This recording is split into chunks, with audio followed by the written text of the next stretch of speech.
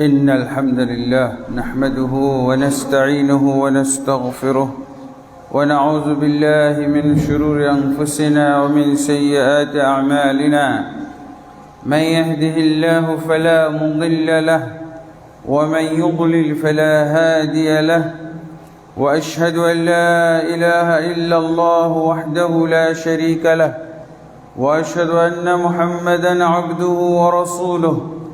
يا أيها الذين آمنوا اتقوا الله حق تقاته ولا تموتن إلا وأنتم مسلمون. يا أيها الناس اتقوا ربكم الذي خلقكم من نفس واحدة وخلق منها زوجها وبث منهما رجالا كثيرا ونساء، واتقوا الله الذي تساءلون به والأرحام إن الله كان عليكم رقيبا.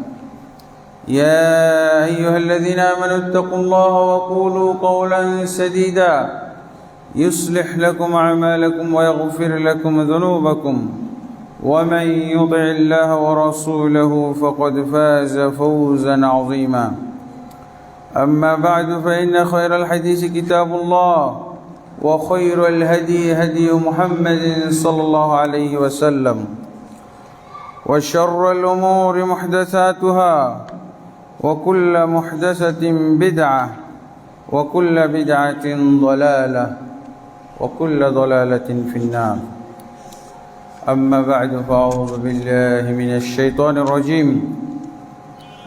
وما أمروا إلا ليعبدوا الله مخلصين له الدين حنفاء ويقيموا الصلاة ويؤتوا الزكاة ذلك دين القيمة. وقال سبحانه: قل إني أمرت أن أعبد الله مخلصا له الدين.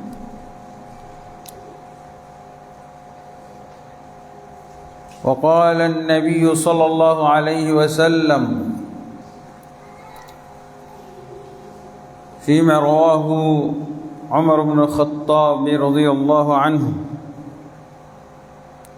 سمعت رسول الله صلى الله عليه وسلم يقول: إنما الأعمال بالنيات وإنما لكل امرئ ما نوى، فمن كانت هجرته إلى دنيا يصيبها أو إلى امرأة يتزوجها، وفي رواية ينكحها، فهجرته إلى ما هاجر إليه. رواه أصحاب الستة، बुखारी व मुस्लिम वगैरह। আলহামদুলিল্লাহ, আল্লাহ তাবারক ওয়া তাআলার অসংখ্য অগণিত হামদ সানা, গণগান এবং তারিফাত যে আল্লাহ তাবারক ওয়া তাআলা আমাদেরকে সুস্থ রেখে দ্বীন ও ঈমানের সাথে সালাতুল জুমা আদায় করার জন্যে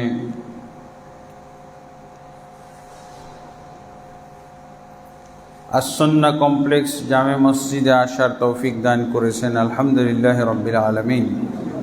নবী মুহাম্মদুর রাসূলুল্লাহ সাল্লাল্লাহু আলাইহি ওয়াসাল্লামের প্রতি অসংখ্য অগণিত সালাত ও সালাম নাজিল হোক। আল্লাহুম্মা সাল্লি আলাইহি, আল্লাহুম্মা বারিক আলাইহি, আল্লাহুম্মা সাল্লিম আলাইহি।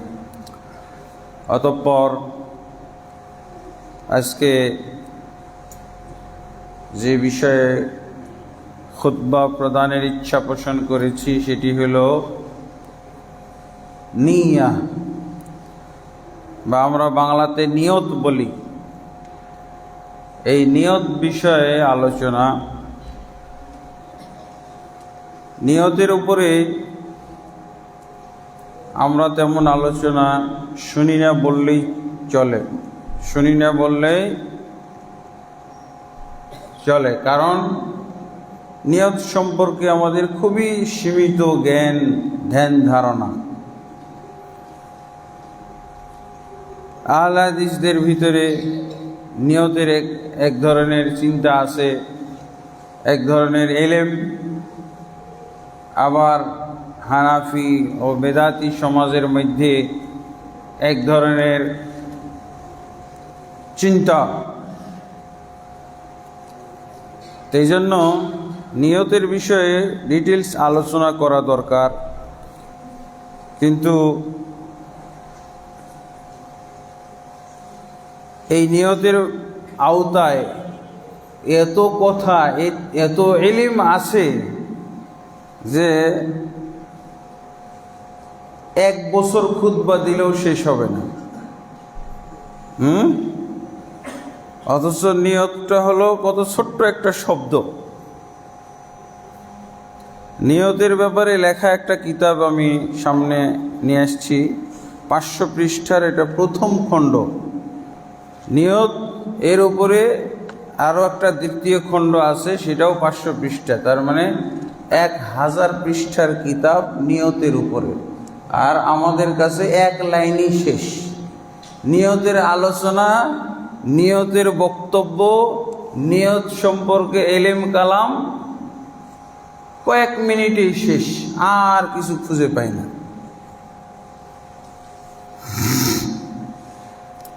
এই জন্য নিয়তের উপরে কিছু আলোচনা করার ইচ্ছা পোষণ করেছি। আল্লাহ তাবারক ওয়া তাআলা যদি তৌফিক দান করেন। নিয়তের আলোচনাগুলো তো বিভিন্ন ধরনের হইতে পারে। এগুলো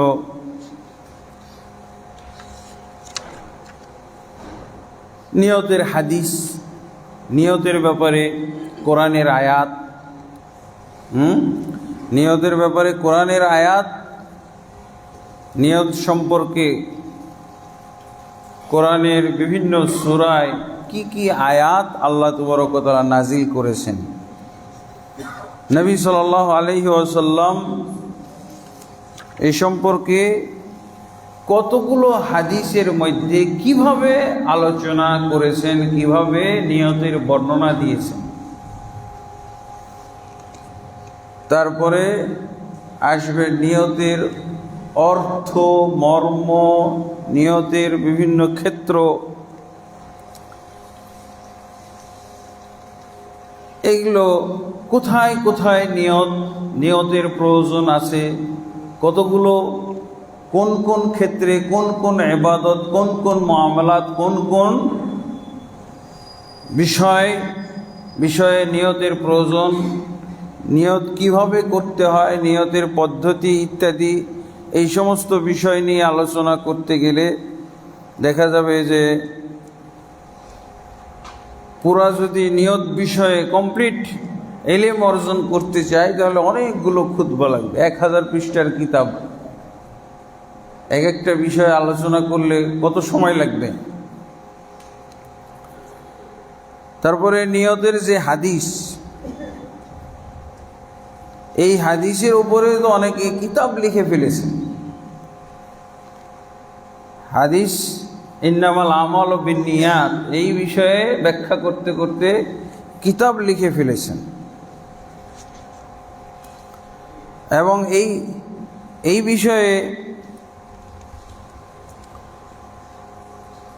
এই বিষয়টা ইসলাম ধর্মের যত ইলম আছে সেই ইলমের সাথে তুলনা করলে কত পার্সেন্ট ইলম এই নিয়তের মধ্যেই রয়েছে। কেউ বলেছেন যে গোটা দিনটাই এই বিষয়ের মধ্যেই সীমাবদ্ধ, বা এই নিয়তের মধ্যেই রয়েছে গোটা দিন। এমনকি দুনিয়াবি বিষয়গুলোতেও,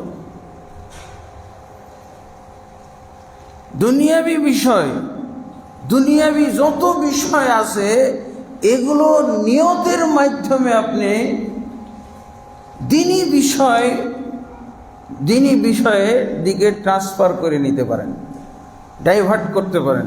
দুনিয়াবি যত বিষয় আছে নিয়ত সেট করবেন আর এগুলোকে ডাইভার্ট করে দিনের নিয়ে চলে আসতে পারবেন।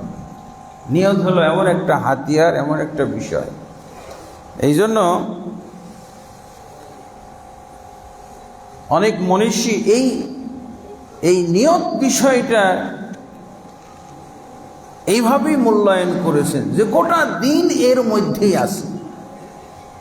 তাহলে কতদিন লাগবে গোটা দিনের সাথে এই নিয়তের সংশ্লিষ্টতা প্রমাণ করে গোটা দিনের নিয়তের সাথে সম্পর্ক জড়িয়ে যদি আলোচনা করা হয় তো ঠিকই তো বছরকে বছর লাগবে।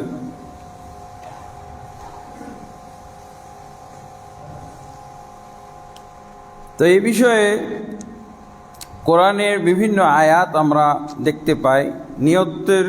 নিয়ত শব্দটা তো একটি শব্দ, কিন্তু আসলে এই নিয়তের সমর্থবোধক অনেক শব্দ রয়েছে।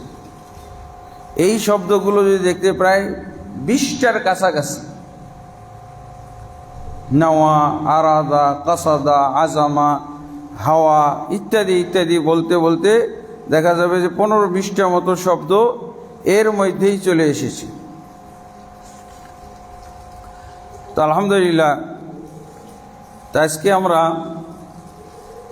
নিয়তের গুরুত্ব এবং নিয়তের ফজিলত, নিয়তের অর্থ করার চেষ্টা করব। আল্লাহ তাবারক ওয়া তাআলা যদি আমাদেরকে তৌফিক দান করেন।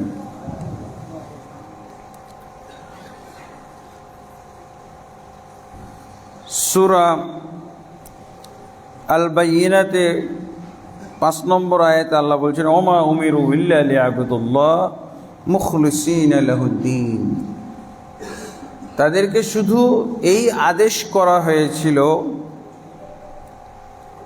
মানে অতীতে যত নবী রসুল এবং তাদের উম্মতরা এসেছিলেন তাদের সবাইকে এটাই আদেশ করা হয়েছিল, লিয়াবুদুল্লাহ মুখলিসিনা লাহুদ্দিন, যাতে করে তারা আল্লাহর ইবাদত করে দিনকে তার জন্য খাঁটি খালেসের মাধ্যমে। তো খাঁটি খালেস এটা হলো নিয়তের একটা অর্থ। নিয়তের মাধ্যমে একটা জিনিসকে খাঁটি করা, ফিক্সড করা, তার গতিবিধি নির্ধারিত করে দেওয়া। এই কাজের গতি কোন দিকে হবে, এই আমলের গতি কোন দিকে হবে, এটা কি আল্লাহর জন্য হবে না আমার নিজের জন্য হবে না অন্য কারোর জন্য হবে, অন্য কোনো স্বার্থে হবে, এটা নিয়তের মাধ্যমে ভাগ হয়ে যায়। তা আল্লাহ কি বলছেন, শুধু তাদেরকে খাঁটি নিয়তে ইবাদত করার আদেশ দেওয়া হয়েছিল। তারপরে আল্লাহ রাসূল সাল্লাল্লাহু আলাইহি ওয়াসাল্লামকে সম্বোধন করে বলা হচ্ছে, কুল ইন্নী উমিরতু আন আ'বুদাল্লাহ মুখলিসান লাহুদ্দিন। হে রাসূল, আপনি বলে দিন, আমাকে আদেশ দেওয়া হয়েছে, অর্থাৎ আল্লাহ আমাকে আদেশ দিয়েছেন যাতে করে আমি আল্লাহর ইবাদত করি, তার জন্য দিনকে খালিস করি। মূলত যে সমস্ত আয়াতের ভিতরে খালিস শব্দটা নাই, ওই আয়াতের মধ্যেও খালিস শব্দ সেট করতে হবে তরজমা করতে গেলে, বুঝতে গেলে, ব্যাখ্যা বিশ্লেষণ করতে গেলে। যেমন ধরেন, ওমা খলাকতুল জিন্না ওয়াল ইনসা ইল্লা লিয়াবুদুন, আমি জিন এবং ইনসানকে সৃষ্টি করেছি শুধু আমার ইবাদতের জন্য। এখানে তো খাঁটি শব্দ নাই, খালেসান নাই, মুখলেসান নাই, হ্যাঁ। অথচ মুফাসসিরিনে কেরাম বলে দিয়েছেন, তাফসীর করার সময় কি বলেছেন, ইল্লা লিওয়াহিদুন, একমাত্র আল্লাহর জন্য ইবাদতকে খাঁটি খালেস করার জন্যই আল্লাহ আমাদেরকে সৃষ্টি করেছেন, শুধু ইবাদতের জন্য না, ইবাদতটাকে আল্লাহর জন্য খাঁটি খালেস করার জন্য সৃষ্টি করেছেন। তাওহীদ, তাহলে ইখলাস, তাওহীদ এগুলো হলো নিয়তেরই অন্তর্ভুক্ত, নিয়তেরই ব্যাখ্যাকারী শব্দ। তাওহীদ, ইখলাস।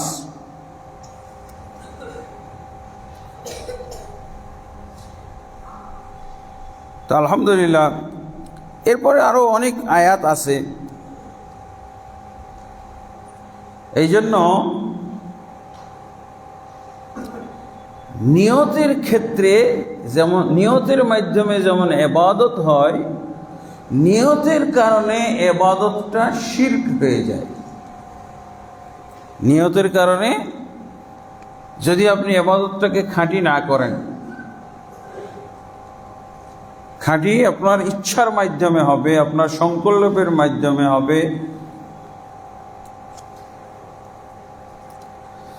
তো আল্লাহ তাবারক ওয়া তাআলা সেটাও বলছেন, মান কানা ইউরিদুল হায়াতাদ দুনিয়া ওয়া জিনাতাহা নুওয়াফি ইলাইহিম আমালাহুম ফিহা ওয়া হুম ফিহা লা ইউবখাসুন।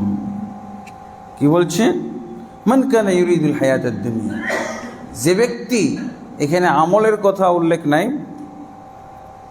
আয়াতের শেষের দিকে আমলের কথা উল্লেখ আছে। যে ব্যক্তি আমল ইবাদতের মাধ্যমে দুনিয়ার জিন্দেগি চায়, দুনিয়াবি স্বার্থ চায়, দুনিয়াবি স্বার্থ চায়, নুওয়াফি ইলাইহিম আমালাহুম ফিহা, তাহলে তাদের আমলের বিনিময়টা এই দুনিয়াতে আমি পুরোপুরি দিয়ে দিব। ওয়া হুম ফিহা লা ইউবখাসুন, এবং তাদেরকে দুনিয়াতে বিনিময় দিতে কোনো কমতি করা হবে না, কোনো ঘাটতি করা হবে না। আমলের মাধ্যমে কেউ যদি দুনিয়া নিয়ত করে, দুনিয়ার কোনো স্বার্থ, দুনিয়ার কোনো সুনাম সুখ্যাতি, দুনিয়ার কোনো পদমর্যাদা, দুনিয়ার কোনো পদ যদি সে চায় আমলের মাধ্যমে, তাহলে কি হবে? নুওয়াফি ইলাইহিম আমালাহুম ফিহা, তাহলে তাদের আমলের বিনিময়টা আমি দুনিয়াতে দিয়ে দেব। এই হাদিসের ব্যাখ্যায় মুসলিম শরীফে একটা হাদিস এসেছে, আল্লাহ রাসূল সাল্লাল্লাহু আলাইহি ওয়াসাল্লাম বলছেন, ইন্নাল কাফিরা ইযা আমিলা হাসানাতান ইউজজা বিহা ফিদ দুনিয়া, কোন কাফের ব্যক্তি, মুশরিক অমুসলিম ব্যক্তি যদি সৎ আমল করে, সৎ আমল করে না, আপনাকে খেতে দেয়, বাংলাদেশের মুসলমানদেরকে সহযোগিতা করে, হ্যাঁ, বিপদ আপদ দুর্যোগের সময় ত্রাণ পাঠিয়ে দেয়, কে? কাফের পাঠিয়ে দিচ্ছে, কাফের রাষ্ট্র থেকে আসতেছে, কাফের ব্যক্তি, এটা ভালো আমল না? তা রাসূলুল্লাহ সাল্লাল্লাহু আলাইহি ওয়াসাল্লাম বলছেন যে কাফের ব্যক্তি যদি সৎ আমল করে, ভালো কাজ করে, কল্যাণমূলক কাজ করে, আল্লাহ কি করেন? ইউজজা বিহা ফিদ দুনিয়া, দুনিয়াতে তার জাযা দিয়ে দেন, দুনিয়াতে তার পুরস্কার দিয়ে দেন। কি চাই ও? আধিপত্য চাই, পদমর্যাদা চাই, দুনিয়ার আরো স্বার্থ চাই, দুনিয়ার আরো টাকা পয়সা চাই, আরো সে প্রতিপত্তি চায়, আল্লাহ দিয়ে দেয়। সেটা আল্লাহ বলছেন, ওয়াহুম লা ইউবখাসুন, যারা দুনিয়াতে ভালো কাজ করে, নিয়ত হলো দুনিয়া কেন্দ্রিক, দুনিয়াবি ক্ষেত্রেই তাদের ইচ্ছা সীমাবদ্ধ,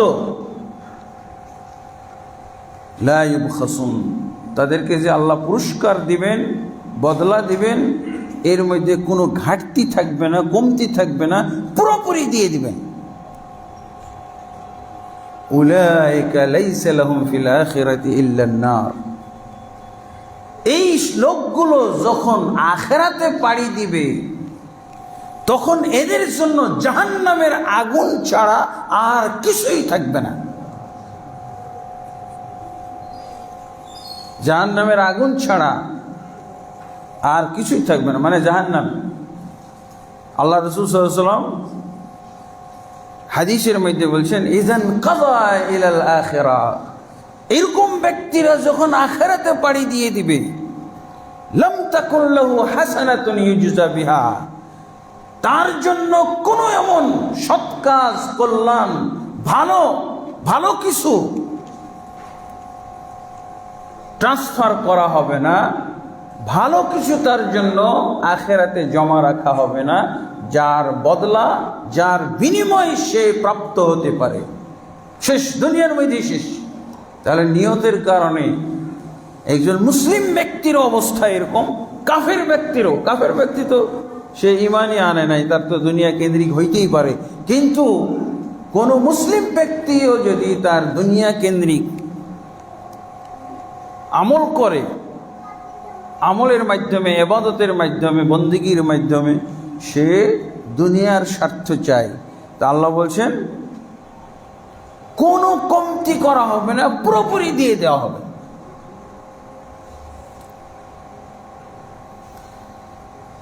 এই কথাগুলো আল্লাহ তাবারক ওয়া তাআলা আরো বিভিন্নভাবে উপস্থাপন করেছেন।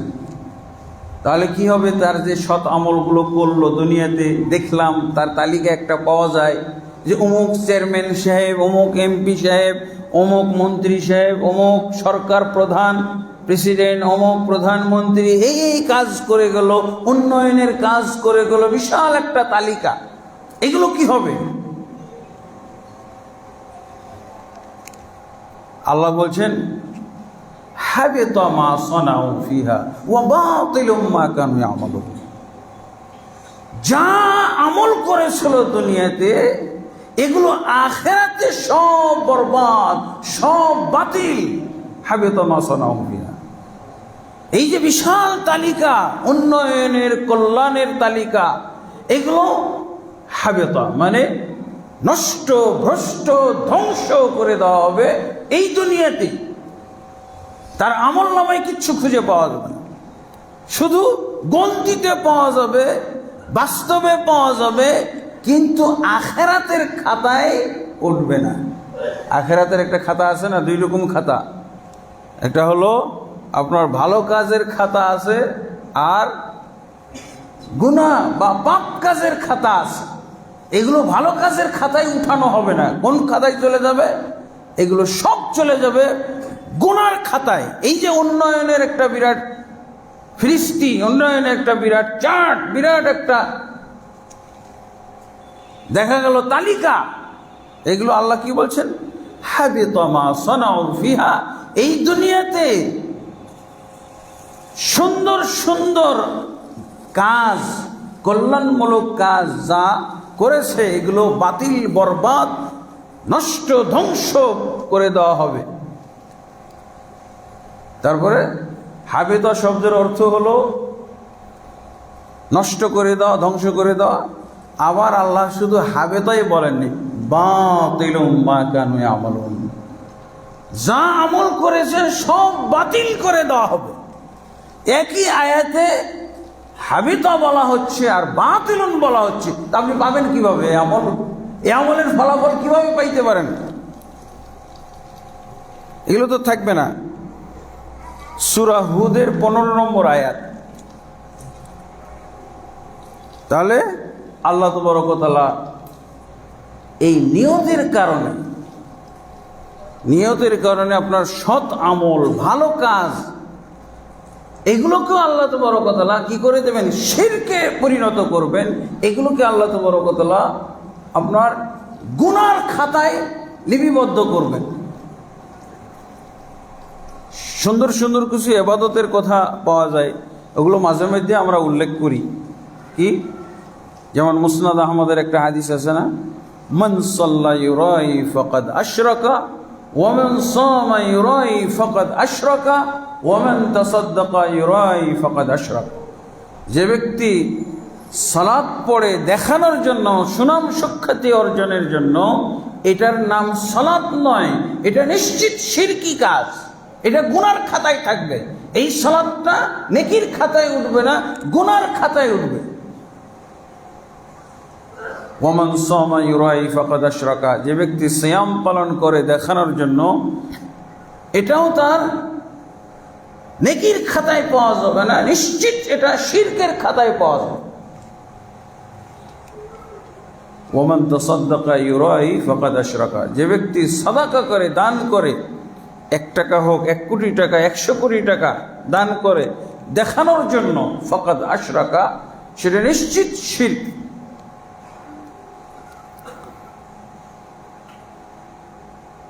তো এইভাবে বহু কোরআনের আয়াত আছে, হাদিস আছে। এই জন্য রাসূলুল্লাহ সাল্লাল্লাহু আলাইহি ওয়াসাল্লাম উম্মতকে সতর্ক করেছেন। যে হাদিসটি আমি পাঠ করেছিলাম, আল্লাহ রাসূল সাল্লাল্লাহু আলাইহি ওয়াসাল্লাম বলছেন, ওমর ইবনে খাত্তাব রাদিয়াল্লাহু আনহু বর্ণিত হাদিস, ওমর ইবনে খাত্তাব রাদিয়াল্লাহু আনহু খুতবায় এরকম এই হাদিসটা আলোচনা করছিলেন।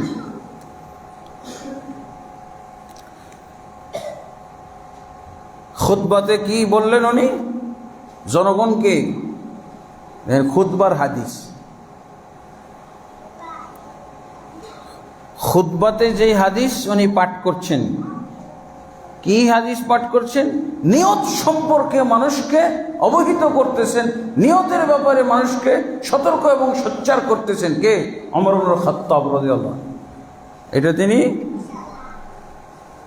খুতবার মধ্যে বলতেছেন।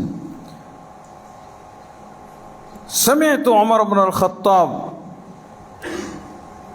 আলাল মিম্বারি, আলকামা বিন ওয়াক্কাস একজন তাবী, উনি বলছেন যে আমি ওমর ইবনে খাত্তাব রাদিয়াল্লাহু আনহুকে হাদিস বলতে শুনেছি। কোথায়? মেম্বরের উপরে খুতবা দিচ্ছিলেন। এই হাদিস দ্বারাই খুতবা, যেমন আজকে আমি এই হাদিস দ্বারা খুতবা দিচ্ছি, এই হাদিস আলোচনা করছি। আর আমাদের দেশের হুজুররা বলছে বুঝলেই ওটা আর খুতবা থাকবে না। হ্যাঁ, না বুঝলে খুতবা, আর বুঝলে ওটা বেদাত। খুতবা নাকি বোঝা জায়েজ নাই, এই জন্য ওনারা আরবিতে দেয়। আচ্ছা বলেন, ওমর ইবনে খাত্তাব রাদিয়াল্লাহু আনহু যে নিয়ত সম্পর্কে মুসল্লিদেরকে সাবধান, সতর্ক, সোচ্চার করার জন্য যে হাদিসটা বর্ণনা করলেন, এটা কি? তাহলে তো ওনার সুরিয়ানি ভাষায় বলা দরকার ছিল, যেহেতু বুঝলেই আর ওটা খুতবা হবে না। খুতবা মানে অবোধগম্য জিনিস, মুসল্লিরা যেই ভাষা বুঝে ওই ভাষা বাদ দিতে হবে। মুসল্লিরা যেহেতু বাংলা বুঝে, দেখছেন ওমর ইবনে খাত্তাব খুতবা সম্পর্কে মানুষকে রাসূলের হাদিস শোনাচ্ছেন, বুঝার জন্য না বুঝার জন্য। আর এই হাদিস যদি আরবিতে আমি সারাদিন বলি, সারা বছর যদি এরকম তেলাওয়াত করতে থাকি, লাভ কি? দেখছেন, নিয়ত সম্পর্কে মানুষকে জ্ঞান দেওয়ার জন্যই এই হাদিসটা, নিয়ত ওনার খুতবার বিষয়ই ছিল এই হাদিস। যেমন আজকে এখন আমি কি আরবিতে পড়ে রেখে দেবো আপনাকে হাদিসটা? পড়েছি তো, হয়ে গেছে তো। কি? عن عمر بن الخطاب رضي الله عنهما رضي الله عنه قال سمعت رسول الله صلى الله عليه وسلم إنما الأعمال بالنيات وإنما لكل امرئ ما نوى فمن كانت هجرته إلى دنيا يصيبها أو إلى امرأة ينكحها فهجرته إلى ما هاجر إليه. এগুলো খুতবা। কিছু বুঝলেন? কিন্তু ওমর ইবনে খাত্তাব রাদিয়াল্লাহু আনহুর সামনে যে মুসল্লিগুলো ছিল, তারা কি বুঝেছিল না বুঝে নাই? তারা বুঝেছিল। আমাদের দেশের তালাবদ্ধ হুজুরগুলো মনে করে বুঝলেই আর ওটা খুতবা থাকবে না, অবোধগম্য যতক্ষণ পর্যন্ত থাকবে ততক্ষণ পর্যন্তই খুতবা, আর যদি বুঝে যায় তাহলে এটা আর খুতবা না। হ্যাঁ,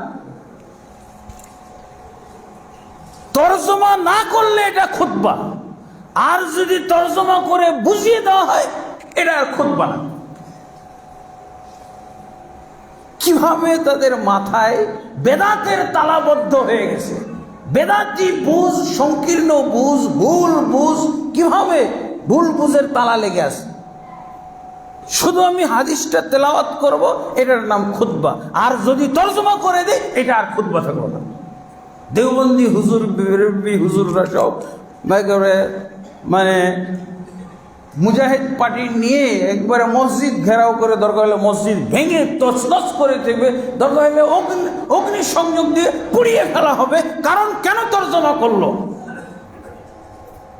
আপনারা জানেন না, ওই যে কি বলে ব্রাহ্মণবাড়িয়া খুতবা, এখানে হাদিস বুঝিয়ে দিবে কেন, কোরআনের আয়াত বুঝিয়ে দিবে কেন খুতবার মধ্যে? এটাই হলো অপরাধ। এই জন্য মসজিদ ভাঙতে এসেছে।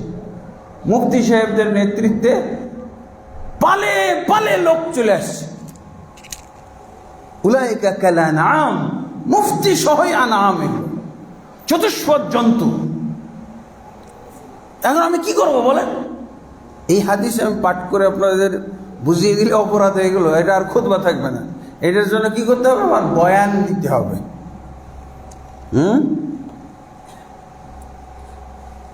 তো ওমর ইবনে খাত্তাব রাদিয়াল্লাহু খুতবার মধ্যে কি বললেন?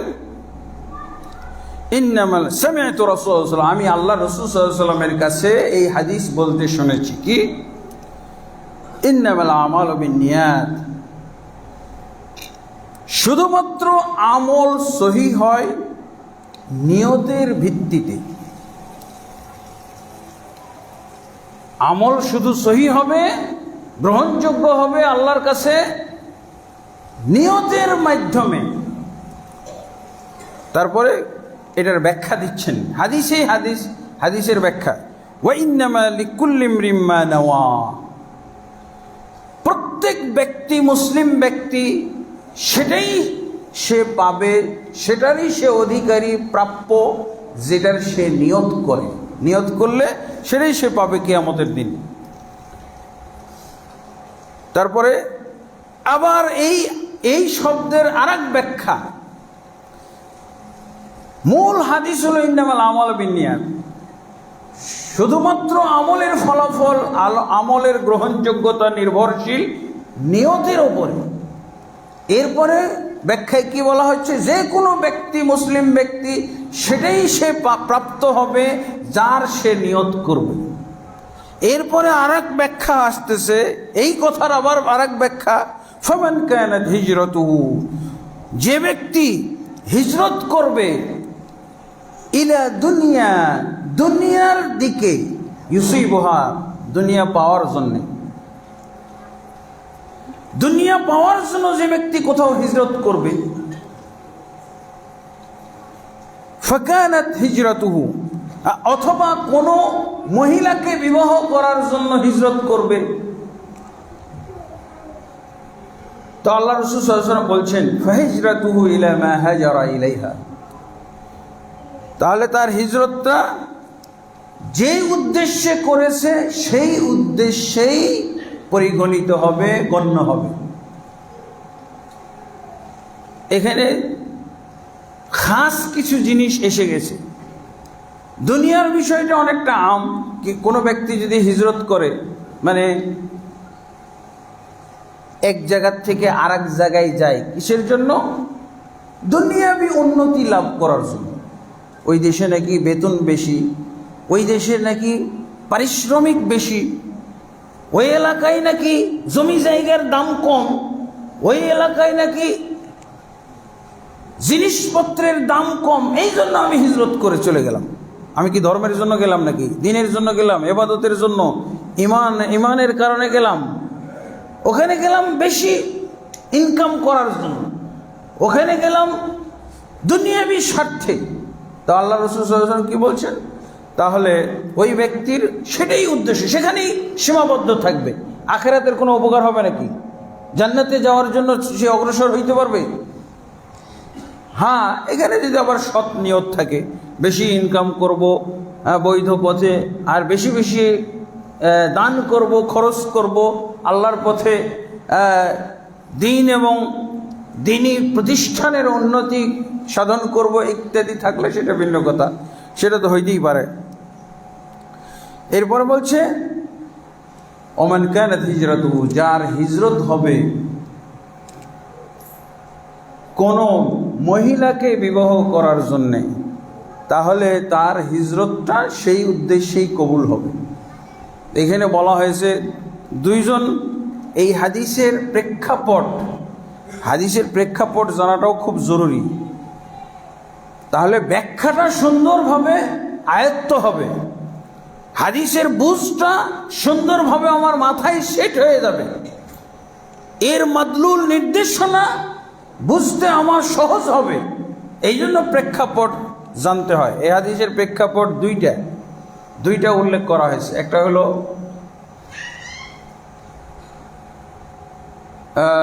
মুহাজির উম্মু কাইস নামে এক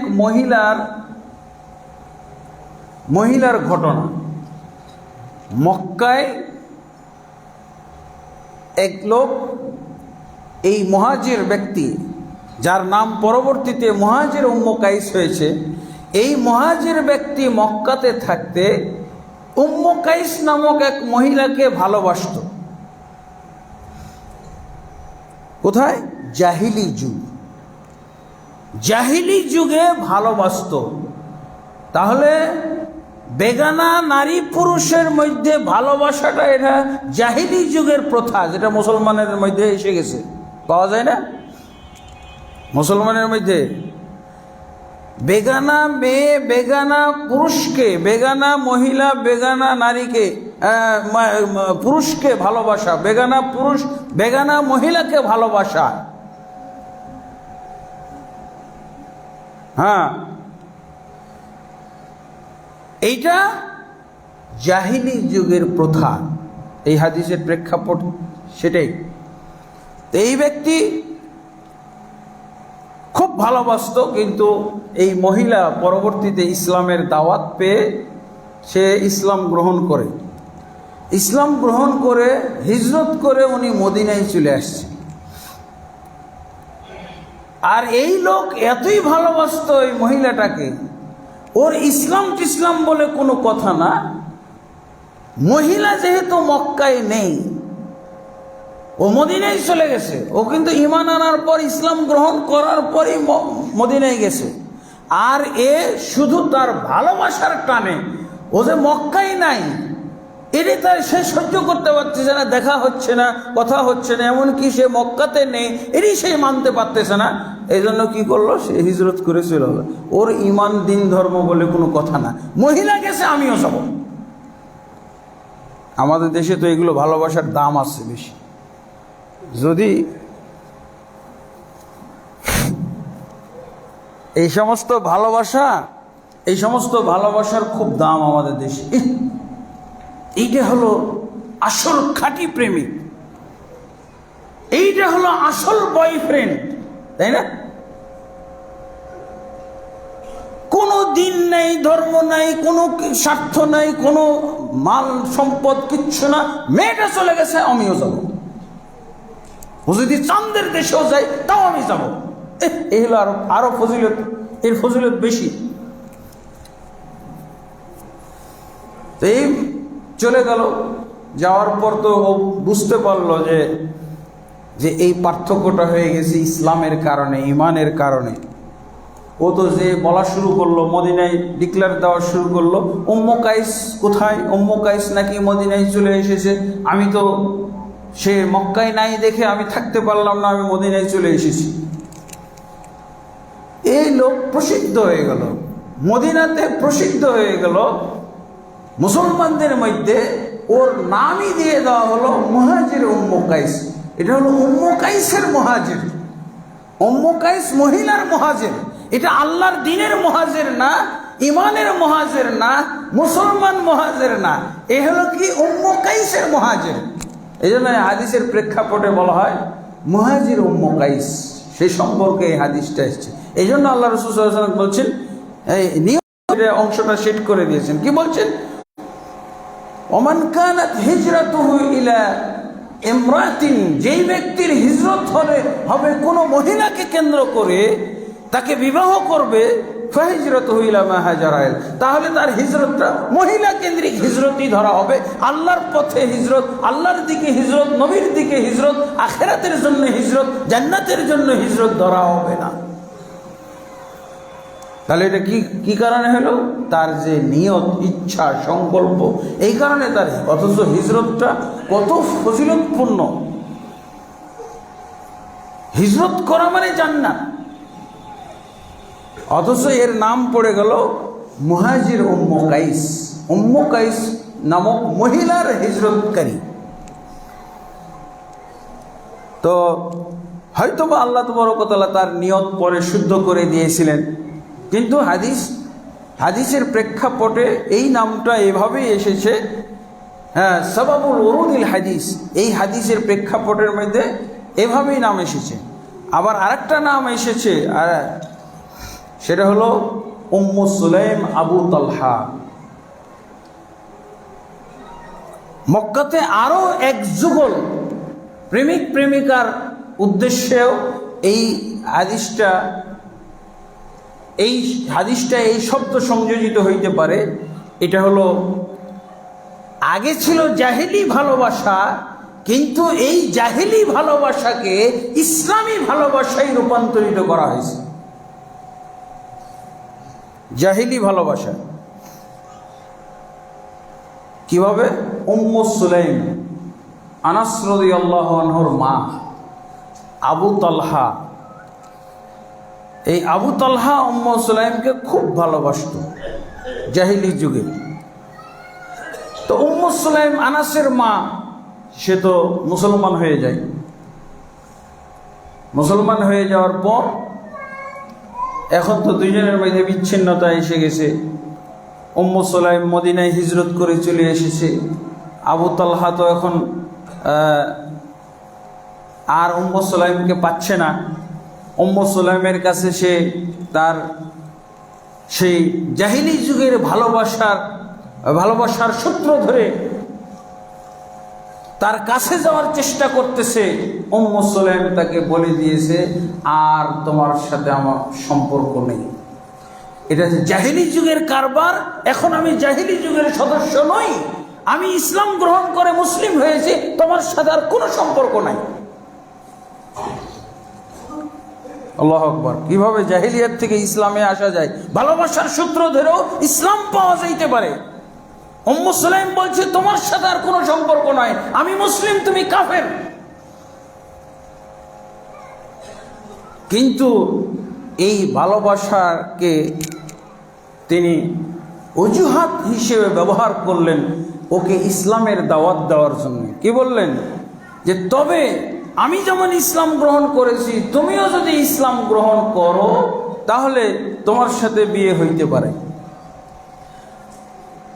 আর আমি তোমাকে আরেকটু ফ্যাসিলিটি দিচ্ছি, ইসলাম ধর্মে বিবাহ করতে হলে মোহর লাগে। তুমি যদি ইসলাম গ্রহণ করো তো তোমার ইসলাম গ্রহণটাই আমার জন্য মোহর হয়ে যাবে, আমি আলাদা কোনো টাকা পয়সা কিচ্ছু চাই না। আল্লাহু আকবার। দেখেন নাপাক ভালোবাসা কিভাবে পাক পবিত্র ভালোবাসায় রূপান্তরিত হইতে পারে। আমাদের দেশে যত ভালোবাসা হয়, এই যে গার্লফ্রেন্ড বয়ফ্রেন্ড নামে, এগুলো সব ভাসমান বেশ্যা, ভাসমান, এরা হলো প্রস্টিটিউট, এতে কোনো সন্দেহ নাই। ভদ্র বেশ্যা এগুলো হলো ভদ্র ফ্যামিলির ভদ্র বেশ্যা, এগুলো হলো সব ভাসমান বেশ্যা। আর অন্য কোনো শব্দ, ভালো শব্দের মোটেও তারা অধিকারী নয়। কত নির্লজ্জ অবস্থায় আমরা পৌঁছে গেছি, জাহিলিয়াতকেও ফেল করার অবস্থা এসে গেছে। পাশ্চাত্য সংস্কৃতি, এগুলো কাফের মুশরিক, এগুলো জাহিলি যুগের কারবার। বেগানা পুরুষ এবং বেগানা নারীতে ভালোবাসা, নির্জনে কথাবার্তা বলা, হাত ধরাধরি, পার্কে যে আড্ডা মারা, স্কুল কলেজে বিভিন্ন ফুটপাতে আড্ডা মারা, এগুলো খাঁটি জাহিলিয়াত। এবং এগুলো ইসলামে এদের নাম হলো, এরা হলো বেশ্যা, মুমেসাত। এগুলোর নাম হলো মোমেসাত, মোমেসা বিবি। এরা সব মোমেসা বিবি। মোমেসা বিবি বুঝলেন? আরবিতে যদি ভালো নাম দিতে চান তো মোমেসা বিবি। মোমেসা অর্থ হলো, বাংলা অর্থ হলো বেশ্যা।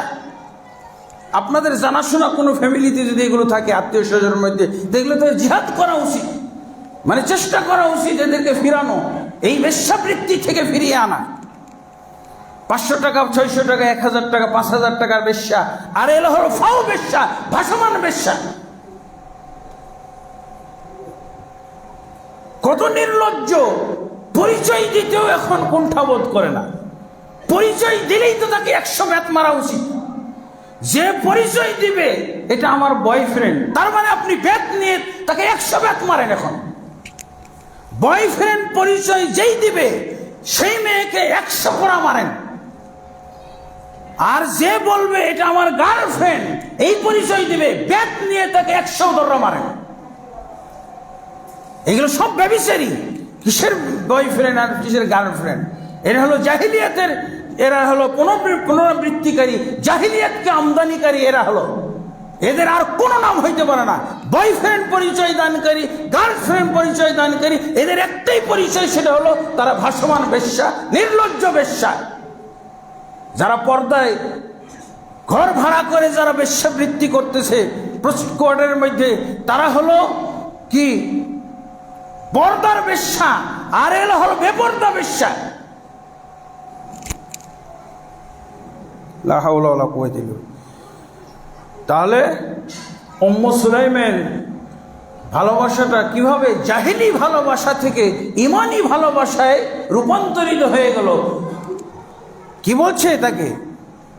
ভালোবাসার অজুহাত দিয়ে, ভালোবাসাকে পুঁজি করে আলহামদুলিল্লাহ তাকে ইসলামের দাওয়াত দিয়ে দিল। আর কি বলল? আমার কোনো আর্থিক মোহরের দরকার নাই, তুমি ইসলাম গ্রহণ করলে তোমার ইসলামটাই আমার জন্য মোহর হয়ে যাবে। যেমন কোরআন মোহর, ইসলাম মোহর। আমাদের যুগে তো আবার এরকম কথা উঠতেছে, এক মহিলা অ্যাডভোকেটের সাথে বাহাস হয়েছে আমার। আমি একটা বিয়ে পড়াইতে গেছি, সে মেয়ে ডাক্তার, কিন্তু সে বলে দিয়েছে যে শেখ আকরামুজ্জামান সাহেব যদি বিয়ের অনুষ্ঠানে আসে, বিয়ের অনুষ্ঠান পরিচালনা করে, তবে আমি রাজি। তো আমি গেছি, তো অ্যাডভোকেট মহিলা আমার সাথে বাহাস শুরু করেছে। বাহাস কি?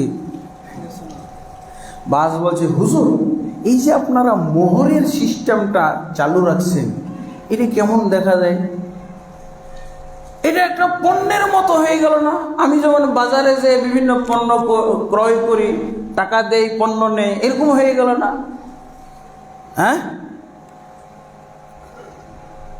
তা আপনি কি বলতে চান? তো উনি আমাকে বলছে যে আমার মনে হয় বিয়েটা ভালোবাসার বিনিময় হইতে পারে, একজন আরেকজনকে ভালোবেসে বিয়ে করবে, এইটাই বিনিময় হইতে পারে। এটা তো পণ্য ক্রয় বিক্রয়ের মতো হলো, আর একজন আরেকজনকে ভালোবেসে যে বিয়ে করবে, এইটা হলো আমার মনে হয় আসল ভালোবাসা, আসল বিয়ে। তা আমি বললাম যে এই কথাটা বলতে হলে আপনাকে কি করতে হবে জানেন? আগে ইসলামে ইস্তফা দিতে হবে। ইসলামকে ইস্তফা দেওয়া বুঝেন তো? আগে আপনার ধর্মীয় পরিচয়, হ্যাঁ, ফাতেমা, খাদিজা, ধর্ম ইসলাম, এই পরিচয়টা আগে কাটতে হবে। তামাশা, আপনি যেই পরিচয় এখনো বহন করতেছেন, আমি মুসলিমা, আমার ধর্ম ইসলাম, এটা যে কারণে এই কোরআনের কারণে আপনি এই পরিচয় বহন করেন, এই পরিচয় দিয়ে থাকেন, আর এই কথা যদি এখন বলেন, তার মানে এই ইসলামকে আগে ইস্তফা দিতে হবে। আগে আপনি মুরতাদ, স্বঘোষিত মুরতাদ নিজেকে স্বীকার করবেন, তারপরে আপনার এই সুন্দর যুক্তি চলবে।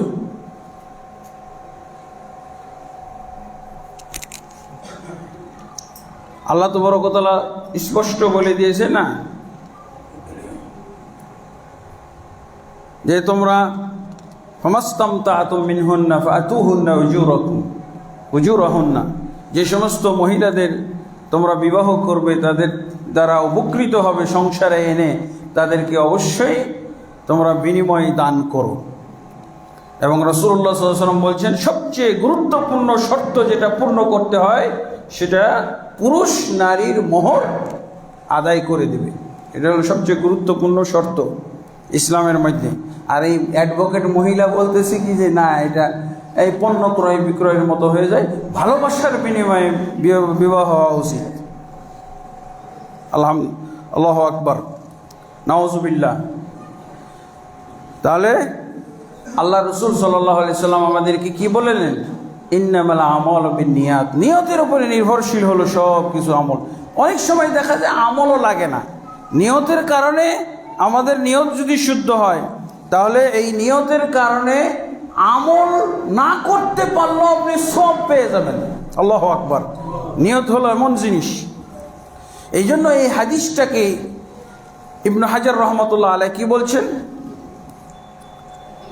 যে এই হাদিসের সম্মান, এই হাদিসটির যে মর্যাদা, এই হাদিসের যে গুরুত্ব, এটা বিভিন্ন আলেম ওলামারা যে উল্লেখ করেছেন, এই থেকে বোঝা যায় যে এই হাদিস বা নিয়তের বিষয়টা হলো ইসলামের সবচেয়ে গুরুত্বপূর্ণ, এবং আলেম ওলামারা বিভিন্নভাবে উল্লেখ করেছেন। যেমন আবু ওবেইদ, একজন আলেম, তিনি বলছেন আল্লাহ রসুল সাল্লাল্লাহু আলাইহি ওয়াসাল্লামের হাদিসের গোটা ভাণ্ডারের মধ্যে এত ব্যাপক অর্থবোধক আর এত যথেষ্টপূর্ণ আর এত ব্যাপক উপকারী হাদিস আর নেই। এই হাদিসটার মতো আর এত ব্যাপক উপকারী হাদিস নেই। ইমাম শাফি রহমতুল্লাহ আলাই এই ব্যাপারে বলছেন, ইমাম বুয়াইতি, তিনি আহমদ বিন হাম্বল, ইমাম শাফি এবং ইয়াহইয়া আল মাদিনী এবং আবু দাউদ, তিরমিজি, দারাকুতনি ইত্যাদি সব আলেম ওলামাদের থেকে তিনি একটা বক্তব্য নকল করেছেন কি, সুলুসুল ইসলাম, এই হাদিসটি হলো ইসলাম ধর্মের 3 ভাগের 1 ভাগ। 3 ভাগের 1 ভাগ, কেউ কেউ বলছে এটা 4 ভাগের 1 ভাগ। আব্দুর রহমান বিন মাহদি উনি বলছেন এই হাদিস বা নিয়তের বিষয়টা হলো 30টি ইলমের 30টি অধ্যায়ে এর বিচরণ এবং ব্যবহার রয়েছে। ইলমের 30টি অধ্যায়ে এই নিয়তের ব্যবহার রয়েছে। ইমাম শাফি রহমতুল্লাহ আলাইহি বলছেন বরং 70টি অধ্যায়ে এই নিয়তের হাদিসের বা নিয়তের বিষয়ের ব্যবহার ও বিচরণ রয়েছে, ইলমের 70টি জায়গায়। ইমাম ইবনে রাজব হাম্বলি উনি বলছেন যে এই নিয়তের এই হাদিসগুলো ইসলামে আল্লাহ রাসূল সাল্লাল্লাহু আলাইহি ওয়াসাল্লাম যত হাদিস বলে গেছেন তার মধ্যে কয়েকটি বাছাইকৃত হাদিস দিয়ে ইসলাম ধর্ম চলতে পারে। ইসলাম ধর্ম যেমন একটা হলো ইন্নামাল আমালু বিন্নিয়াত, তারপরে আরেকটা হাদিস হলো মান আহদাসা ফি আমরিনা হাযা মা লাইসা মিনহু ফাহুয়া রাদ্দুন, যে ব্যক্তি দিনের ভিতরে নতুন কিছু আবিষ্কার করবে সেটা পরিত্যাজ্য। মান আমিলা আমালান লাইসা আলাইহি আমরুনা ফাহুয়া রাদ্দুন, যে ব্যক্তি কোনো আমল করবে সেই আমলের পক্ষে যদি আমাদের কোনো নির্দেশনা না থাকে, অনুমোদন না থাকে, সেই আমলটা হলো পরিত্যাজ্য। তারপরে নোমান বিন বাশির রাদিয়াল্লাহু আনহু হাদিস, আল হালাল বায়্যিনুন আল হারাম বায়্যিনুন, হালাল হলো স্পষ্ট আর হারামও হলো স্পষ্ট। কাজেই যেখানে হালাল স্পষ্ট, হারাম স্পষ্ট, সেখানে তো হারামে পতিত হওয়ার কোনো সম্ভাবনা নাই। ওয়াবাইনাহুমা উমুরুন মুশতাবিহাত, এর মধ্যে কিছু সংশয়পূর্ণ জিনিস রয়েছে, সেগুলো আমরা যদি অ্যাভয়েড করতে পারি, স্পষ্টের মধ্যে থাকি, তাহলে আমার জন্য আমার দিন নিরাপদ হয়ে গেল, আমি নিরাপদে থাকতে পারবো। এইভাবে দেখা যায় যে এইভাবে এই হাদিস বা নিয়তের বিষয়ের মূল্যায়ন করেছেন আলেম ওলামারা। এই জন্য দেখা যায় যে এই যে মূল্যায়ন করলেন কেন, এই হাদিসের যদি আমরা রাসূলুল্লাহ সাল্লাল্লাহু আলাইহি ওয়াসাল্লামের বক্তব্য দেখতে যাই, নিয়তের আনুষঙ্গিক বক্তব্যগুলো, তাহলে দেখা যাবে রাসূলুল্লাহ সাল্লাল্লাহু আলাইহি ওয়াসাল্লাম কিছু মানুষকে দুনিয়াতে পুরস্কৃত করেছেন। আল্লাহ রাসূল সাল্লাল্লাহু আলাইহি ওয়াসাল্লাম সাহাবীদেরকে নিয়ে যুদ্ধে গেছেন, যুদ্ধে যাওয়ার পর কিছু সম্পদ পাওয়া গেছে, গনিমতের মাল। তা আল্লাহ রাসূল সাল্লাল্লাহু আলাইহি ওয়াসাল্লাম গনিমতের মাল বন্টন করবেন। নিয়ম তো হলো যারা যুদ্ধ করেছে, যারা মাঠে এসেছে অস্ত্রশস্ত্র নিয়ে, হুমকি ঝুঁকি উপেক্ষা করে যারা যুদ্ধ করতেছে, তারা না গনিমতের মাল পাবে। আল্লাহ রাসূল সাল্লাল্লাহু আলাইহি ওয়াসাল্লাম হুকুম দিলেন, এটা সহিহ বুখারী হাদিস। আল্লাহ রাসূল সাল্লাল্লাহু আলাইহি ওয়াসাল্লাম বলছেন, এই হিসাব করি, তোমরা এখানে জিহাদে যারা এসেছো, ময়দানে ফিজিক্যালি যুদ্ধ করেছো, তারাও পাবে, আর মদিনাতে কতগুলো লোক রয়ে গেছে তারাও পাবে। আল্লাহু আকবার। কি বললেন আল্লাহ রাসূল সাল্লাল্লাহু আলাইহি ওয়াসাল্লাম? ইন্না বিল মাদিনাতি লারিজালান নিশ্চয়ই মদিনাতে কিছু লোক রেখে এসেছি, মা সিরতুম মাসিরান, তোমরা যে কোনো পথ ঘাটে চলাফেরা করেছো, তোমরা যে কোনো প্রান্তর অতিক্রম করেছো এবং তোমরা যুদ্ধ করেছো, তারা তোমাদের সাথে রয়েছে, সঙ্গী রয়েছে সওয়াবের ক্ষেত্রে, গনিমতের মাল পাওয়ার ক্ষেত্র। তোমরা এই যে কষ্ট করে এত বিরাট পথ, এত লম্বা পথ অতিক্রম করে এসেছো, অথচ তারা মদিনাতেই রয়ে গেছে। কিন্তু আল্লাহ রাসূল সাল্লাল্লাহু আলাইহি ওয়াসাল্লাম কি বললেন? যে তারাও গনিমতের মালের ভাগ পাবে। এবং তোমরা যা যা করেছো, যত নেকির খাত তোমরা অতিবাহিত করেছো, নেকির খাত তোমরা নেকির খাত অর্জন করেছো, প্রত্যেকটাতে তারা শরীক। কারণ কি? হাবাসাহুমুল উযর, তাদের পুরোপুরি নিয়ত ছিল যুদ্ধে আসার, কিন্তু বিভিন্ন ওজরের কারণে তারা আসতে পারেনি। ওজরের কারণে আসতে পারে নাই। কেমন ওজর? হয়তো অসুখ বিসুখ ছিল, ল্যাংড়া, খোড়া, কানা, চরম রোগী, শয্যাশায়ী রোগী, অথবা সুস্থ কিন্তু সে একটা ঘোড়া চেয়েছিল, বাহন চেয়েছিল, অস্ত্র চেয়েছিল, কিন্তু তাকে বাহন অস্ত্র কিছুই দিতে পারি নাই। বরং তখন আমি দেখেছি তারা কাঁদতে কাঁদতে বাড়ি গেছে, ক্রন্দন করতে করতে বাড়ি গেছে, ইয়া রাসূলুল্লাহ আমিও জিহাদে যাব। তো তোমার ঘোড়া কই? আমার ঘোড়া নাই। তো তোমার অস্ত্র শস্ত্র কই? অস্ত্র শস্ত্র নাই। তো বলছে ঘোড়াও নাই, অস্ত্র শস্ত্র নাই, কিভাবে জিহাদে যাবে? যাও তুমি বাড়িতে যাও, ফিরে যাও। কাঁদতে কাঁদতে ফিরে গেছে। এই লোকগুলো নিয়ত ছিল না, তাদেরকে সাথে আনা গেল না, সাথে আসতে পারলো না, ঘোড়া নেই, বাহন নাই, অস্ত্র শস্ত্র নাই, এই জন্য তাদেরকে আনতে পারি নাই, এই জন্য তারা কাঁদতে কাঁদতে বাড়ি গেছে।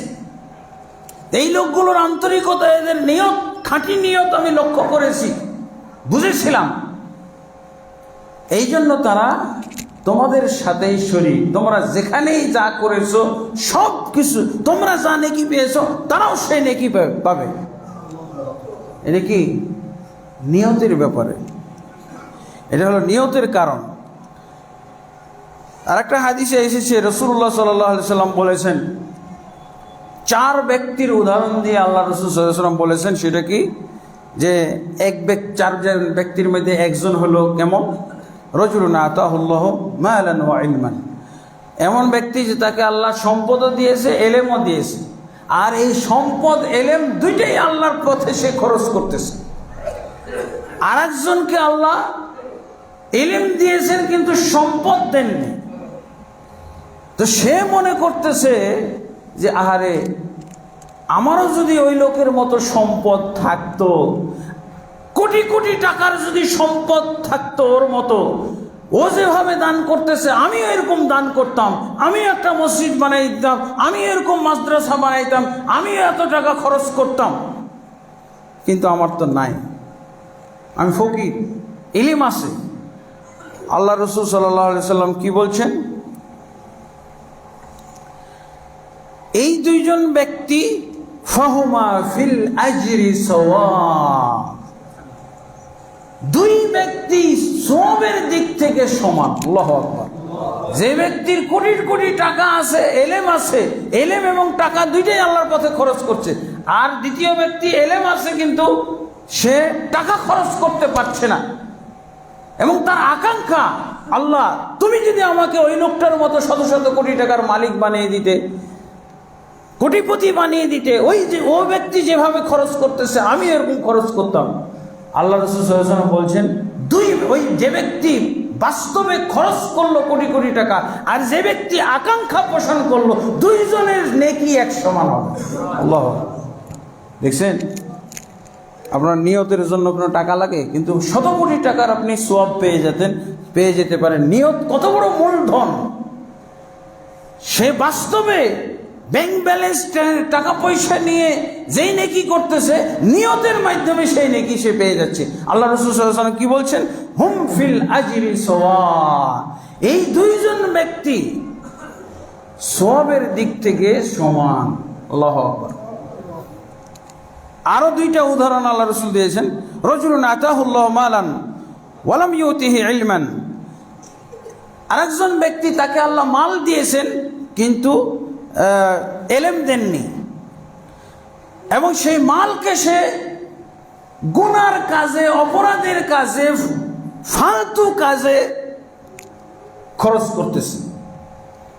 সিনেমা হল দিতেছে, অমুক কি বলে বেশ্যা মহিলাদের সাথে, যেগুলোকে আমাদের দেশে আমরা মনে করি উন্নত, সব নায়ক নায়িকাদের সাথে চলাফেরা করতেছে। নাও কত টাকা খরচ করতেছে, কোটি কোটি টাকা খরচ করতেছে নাপাক কাজের মধ্যে, মাসিয়াত, গুনাহ এবং অপরাধের খাতে।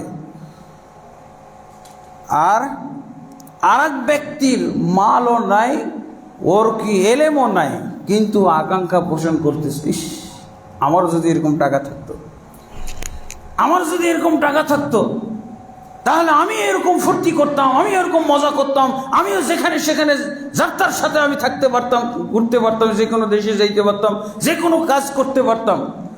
আল্লাহ রাসূল সাল্লাল্লাহু আলাইহি ওয়াসাল্লাম বলছেন ফাহুমা ফিল মিসরি সাওয়া। তাহলে ওই ব্যক্তি কোটি কোটি টাকা খরচ করে যে গুনাহ এবং যে অপরাধ চর্চা করতেছে, সে খরচ না করেও ওর সমপরিমাণই গুনাহগার হবে। ইন্না লিল্লাহি ওয়া ইন্না ইলাইহি, লা হাওলা ওয়ালা কুওয়াতা ইল্লা বিল্লাহ। তারপর রাসূলুল্লাহ সাল্লাল্লাহু আলাইহি ওয়াসাল্লাম বলছেন, কোনো ব্যক্তি যদি নিয়মিত কোনো আমল করে, সেই আমল থেকে যদি রোগের কারণে সে ব্যাহত হয়, তার এই আমল, নিয়মিত আমল, যেমন তাহাজ্জুদ পড়তো, অমুক জিকির আজকার করতো, সকাল সন্ধ্যার জিকির আজকারগুলো করতো ইত্যাদি, কিন্তু রোগাক্রান্ত হয়ে যাওয়ার কারণে, সফরে যাওয়ার কারণে আর সেটা পারতেছে না, আল্লাহ রাসূল সাল্লাল্লাহু আলাইহি ওয়াসাল্লাম বলছেন যে সে নিয়ম মতো করলে যে সওয়াব পাইতো, আল্লাহ তাবারক ওয়া তাআলা নিয়তের কারণে তার আমল নামায় ওই সওয়াব লিখতেই থাকবেন, সওয়াবের কোনো বিরতি থাকবে না। তার বাহ্যিক বিরতি হয়েছে, কিন্তু আমল নামায় তার কোনো গায়ের হাজিরা নাই, তার হাজিরা লেখা হবে। আল্লাহু আকবার। এটার নাম হলো নিয়ত। একে বলা হয় নিয়তের মাধ্যমে এইভাবে আমরা উপার্জন করতে পারি সওয়াব।